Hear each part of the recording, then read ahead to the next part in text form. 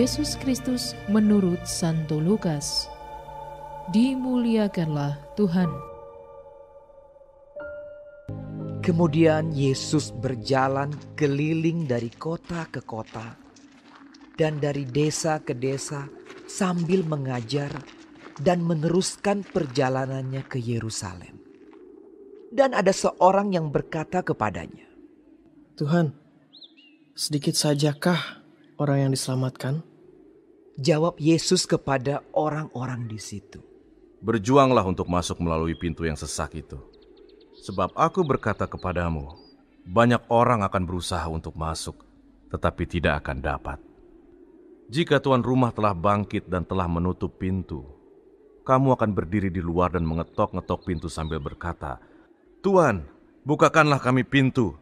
Dan ia akan menjawab dan berkata kepadamu, 'Aku tidak tahu dari mana kamu datang.' Maka kamu akan berkata, 'Kami telah makan dan minum di hadapanmu, dan engkau telah mengajar di jalan-jalan kota kami.'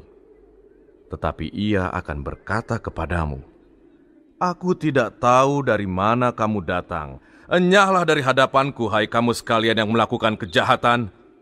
Di sanalah akan terdapat ratap dan kertak gigi. Apabila kamu akan melihat Abraham dan Ishak dan Yakub dan semua nabi di dalam kerajaan Allah, tetapi kamu sendiri dicampakkan keluar. Dan orang akan datang dari timur dan barat, dan dari utara dan selatan, dan mereka akan duduk makan di dalam kerajaan Allah.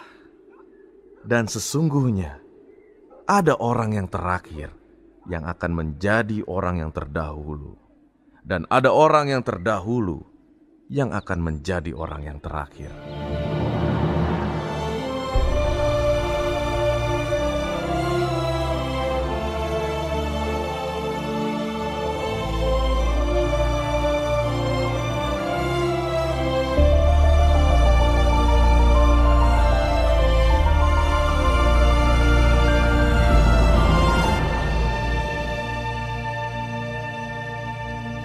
Demikianlah Injil Tuhan.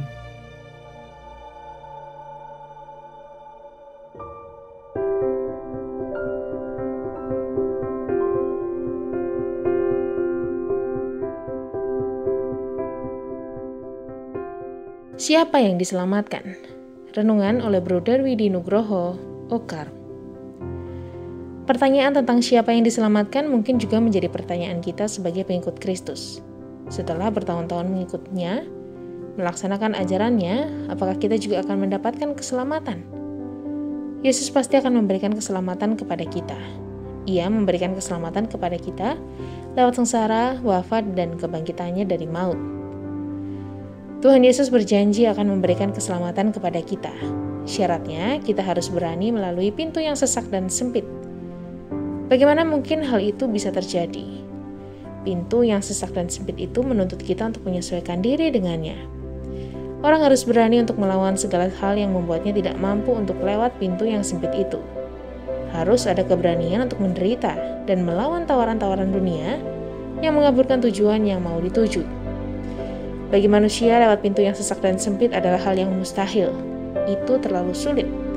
Tapi, percayalah, Tuhan akan menyertai orang yang beriman dengan kurnia Roh Kudus. Santo Anselmus menyatakan manusia yang jatuh tidak mampu melakukan pemenuhan yang memadai. Tapi, kasih Allah sedemikian besar sehingga Allah tidak akan membiarkan manusia menghadapi konsekuensi dari dosa-dosanya. Karena kasihnya yang begitu besar sehingga Allah menolong manusia untuk bangkit dari dosa. Keselamatan tidak hanya melalui karya-karya kasih, tapi juga dengan sabar menjalani penderitaan karena berbagai kesedihan, penyakit, kemalangan, dan kegagalan. Ketekunan, kesetiaan, dan iman yang mendalam memampukan orang melalui penderitaan sebagai salah satu jalan menuju keselamatan. Berkat salib yang kita panggul sehari-hari, meskipun kecil, bukan hanya menghantar pada keselamatan, tapi bisa juga menghantar kepada kekudusan. Kita bisa jadi orang yang sempurna, seperti Tuhan sendiri sempurna adanya. Mari kita bertekun dalam iman dan setia dalam pengharapan di setiap perjalanan hidup kita sehari-hari. Selamat menikmati menu hari ini.